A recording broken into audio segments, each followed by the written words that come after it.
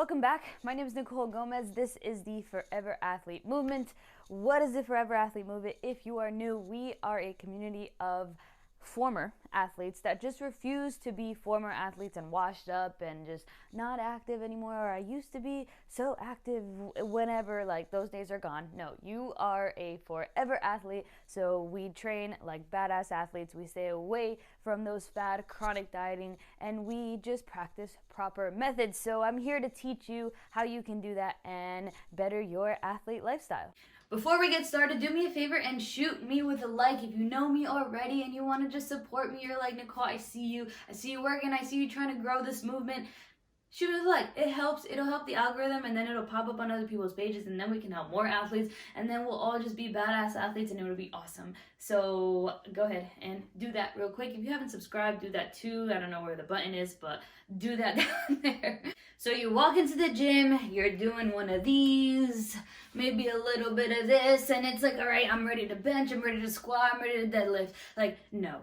You need to chill. You need to actually warm up. And I know it's not the most fun thing in the world, but you know what is fun? Staying healthy and staying strong. Getting really, really, really strong. And if you warm up, you are going to be able to lift more, and you are going to be able to stay healthy and injury-free. So don't skip your warm-up. So today, I'm going to teach you how to actually create a warm-up. We'll go through the principles, we'll go through what not to do, and then I'll give you a couple examples of some compound lifts and the warm-ups that you can do for those. So first, let's get into the nerd talk, and we'll go through the principles. What are the principles of your warm-up? We want to focus on two things. We want to activate and we want to prime. We are activating our muscles, activating our joints that we are going to use for our compound lift.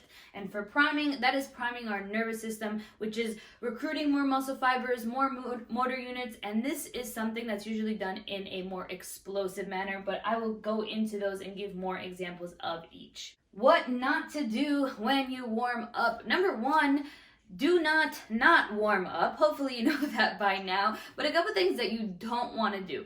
This is the part where you are prepping for your compound lift. You are not fatiguing, so you don't want to do anything that's super excessive or that is going to get you tired going into your compound lifts. We want to have max focus into our compounds. We want to really prep ourselves and get ourselves ready so that we can lift as much as we can. So a couple things to not do.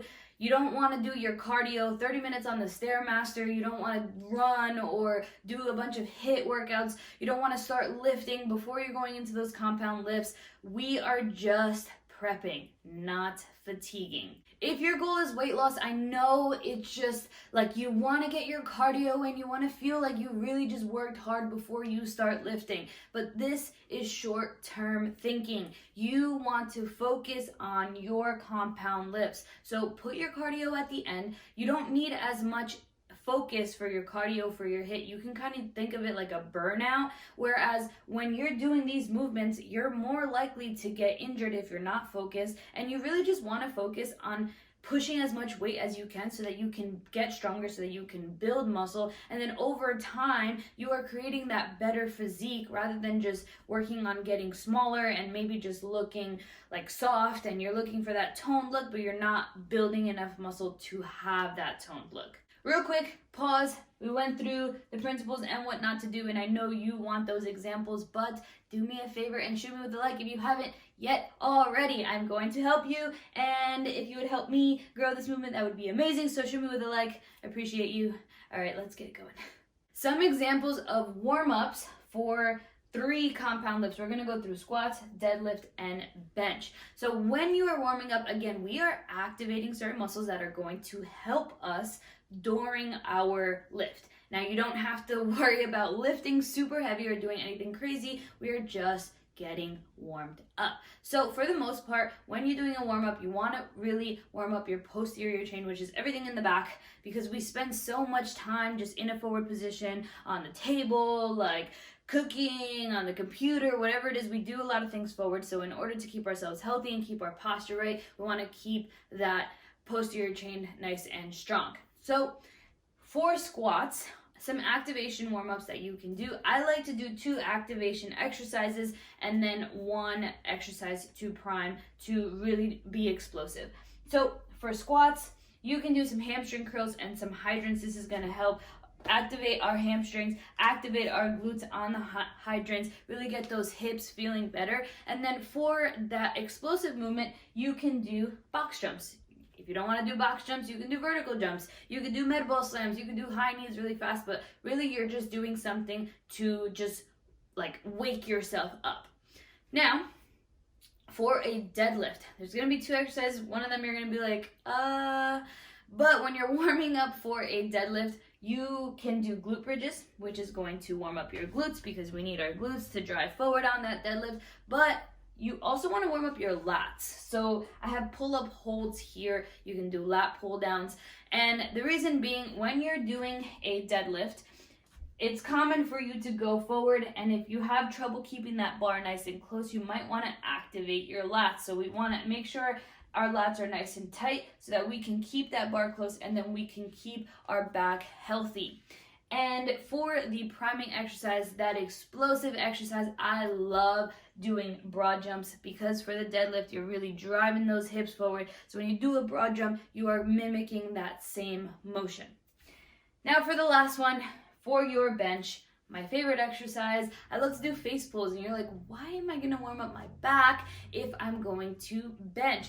But the reason is you want to always make sure that your back is tight on the bench, and you want to make sure that you're keeping your shoulders healthy. So I love doing shoulder stability as well. So when you're benching, you're probably just like this. You're not really paying mind to it, but you want to focus on keeping those shoulder blades tight. So squeezing those shoulder blades, bringing that bar down, and then pushing up. I promise you, if you start warming up your back, warming up your shoulders, it'll help you feel better in the long run, and it will actually help your bench progress a lot better. Now, for the explosive exercise, you could still warm up your chest. You could do plyo push-ups.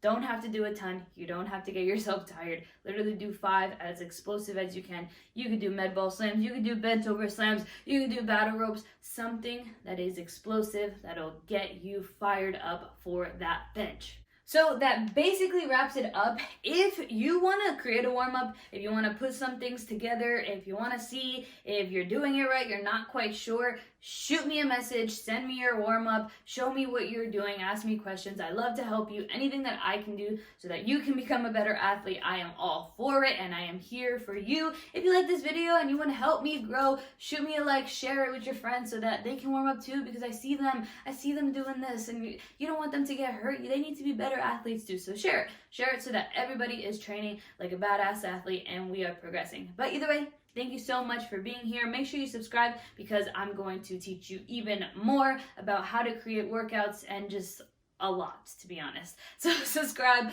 like, help me out. I appreciate you for being here, and I will catch you next time.